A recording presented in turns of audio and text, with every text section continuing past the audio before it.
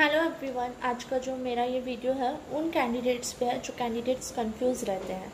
Confuse means अपना उनका कोई माइंडसेट नहीं रहता है। वो गोल्स करते हैं अपने माइंडसेट में, लेकिन वो हो ही नहीं पाता है। वो बहुत ट्राई करते हैं, बिकॉज ऑफ रीज़न है उसका। क्योंकि उन्हें सही गाइडेंस नहीं मिलती।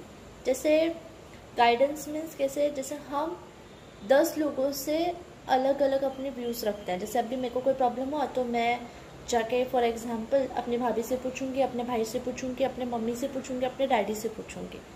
ठीक है। और मेरी मम्मी ने मेरे को सही रहा, मतलब मेरी मम्मी ने सही बताया मुझे, लेकिन मेरे को मेरी मम्मी की बात जो है वो मैंने सुन ली, लेकिन मेरे को सही नहीं लगी।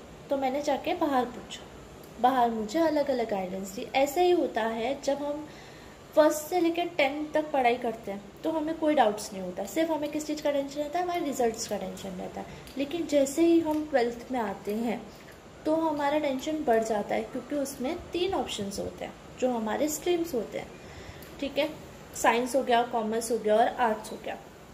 अब हम बहुत कंफ्यूज रहते हैं कि हम साइंस में जाएं या कॉमर्स में जाएं, आर्ट्स में जाएं।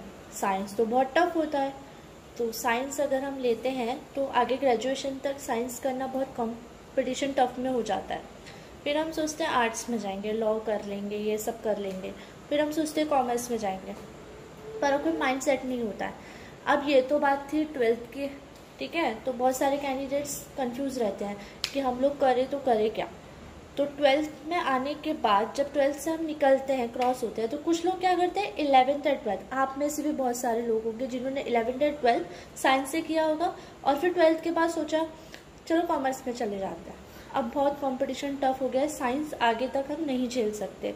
फिर कुछ लोग क्या करते हैं IT ले लेते हैं, HR ले लेते हैं, बहुत सारे अलग अलग BAF ले लेते हैं, BMS ले लेते हैं, बहुत सारे अलग अलग ITs ले लेते हैं। अब वो जब तक ग्रेजुएशन में रहते हैं तो सोचते हैं IT बहुत बड़ी चीज़ है, BMS बहुत बड़ा चीज़ है। ऐसा नहीं होता है। IT भी आपको आपके फील्ड में आपको एक्सपीरियंस, आपके नॉलेज की बहुत ज़्यादा ज़रूरत होती है। तो आपको सबसे पहले आपके फील्ड्स में जॉब ढूंढना है। जैसे कॉमर्स वालों के पास में क्या रहता है, बैंकिंग। बट बेचारे बैंकिंग में नहीं जा पाते, विप्रो में जा पाते, क्योंकि उन्हें सही गाइडेंस नहीं मिलती। क्योंकि वो अलग अलग लोगों से वो गाइडेंस पूछते हैं और अलग अलग लोगों से वो गाइडेंस पूछने के बाद वो फैसला नहीं ले पाते। तो मेरा आज का जो ये है वीडियो है वो इसलिए है कि आप अपना जो माइंडसेट है वो आप एक जगह रखो कि आपको करना क्या है। जैसे एक डॉक्टर होता है तो उसका स्ट्रीम होता है, वो साइंस लेगा और वो डॉक्टर ही बनेगा, मतलब आगे की भी स्टडी जो होगी वो डॉक्टर से ही करेगा।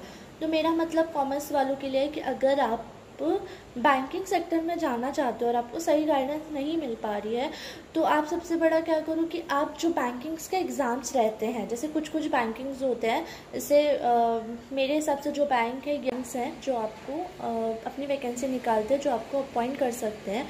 जैसे यस बैंक हो गया, इंडस्ट्रियल बैंक हो गया, ये सब इन लोगों की ओपनिंग्स निकलती है। आप इनकी वेबसाइट्स पे चेक कर सकते हैं। एंड सबसे मोस्ट इम्पॉर्टेंट होता है वो हमारा करियर होता है बेसिकली, जिसमें हमें एक्सपीरियंस और कम्युनिकेशन दोनों की ज़रूरत होती है। तो आपको सबसे पहले अपना माइंडसेट करना है कि आपको करना क्या है। क्योंकि कुछ लोग क्या करते हैं, ग्रेजुएशन तक आते आते ना अपना माइंडसेट चेंज कर देते हैं कि वो अपना करियर बिल्डअप ही नहीं कर पाते। सबसे मेन प्रॉब्लम तो वहीं आता है। तो आप अपना करियर एकदम माइंडसेट रखो कि आपको ये करना है तो आप ये कर पाओ। आपको मेरा ये वीडियो अच्छा लगा होगा, इसे लाइक करना, शेयर्स करना एंड सब्सक्राइब करना ढेर सारा। और बाय बाय।